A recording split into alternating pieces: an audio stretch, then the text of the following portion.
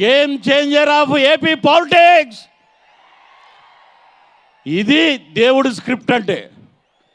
మొన్న ఒక సినిమాలో చెప్పా, ఏమంటే ఏంటంటే అపోజిషన్ క్యారెక్టర్ నాతోటి చేయించారు, అసలే పవర్లో లేవు మనకు 11 వచ్చేసినాయి, ఏం చేయాలని. సో ఎక్కడ దొరికితే అక్కడ సెటైర్లు కడుగుతున్నాం, ఎండేస్తున్నాం, అద్భుతంగా ఉంది. సరే, మా దేవుడు వచ్చేలోపు ముందు ఈ సినిమా గురించి మాట్లాడదాం.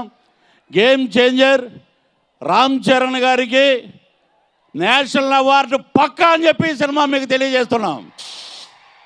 నేషనల్ అవార్డు వస్తుంది ఆయనకి డెఫినెట్గా.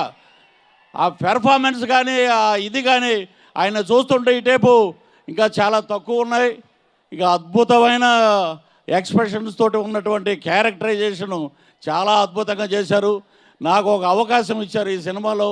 పాన్ ఇండియా సినిమాలో శంకర్ గారి డైరెక్షన్లో చేయాలని ప్రతి ఒక్కళ్ళు కోరుకుంటారు. అటువంటి శంకర్ గారి డైరెక్షన్లో నేను ఎస్జే సూర్య పక్కన ఎప్పుడు ఇలాగే వైట్ అండ్ వైట్ వేసుకుని పొలిటికల్ ఇది ఆయన సెటైర్లు వేస్తుంటా నేను. సో చాలా బాగా వచ్చిన సీన్స్. తమిళ్ కూడా నేనే డబ్బింగ్ చెప్పాను. నాకేంటంటే ఎప్పుడెప్పుడు సినిమా చూద్దామని మీలాగే చాలా ఉత్సాహంగా ఉన్నాం. That is game changer.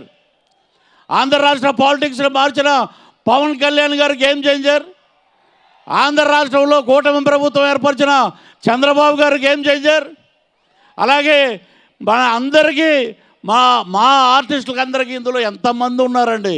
ఎవరి క్యారెక్టర్ గురించి చెప్పాలంటే ఒక రోజు సరిపోదు. సముద్రకాని గారు కానీ, సుమలేఖ సుధాకర్ గారు కానీ, ఎస్జే సూర్య గారు కానీ, మా జయరామ్ గారు కానీ, ఎక్కడికి వెళ్ళినా మొత్తం ఫ్రేమ్ అంతా నిత్య కళ్యాణం పచ్చతోరణంలాగా ఉంటుంది. ఈ సినిమా తర్వాత ఆంధ్ర రాష్ట్ర రాజకీయాల్లో చాలా మార్పులు వస్తాయి. ఇది నిజంగా ముందే వచ్చి ఉంటే ఈ సినిమా ఆ 11 కూడా ఉండేది కాదు, 0 ఉండేది. That is the power of Ram Charan.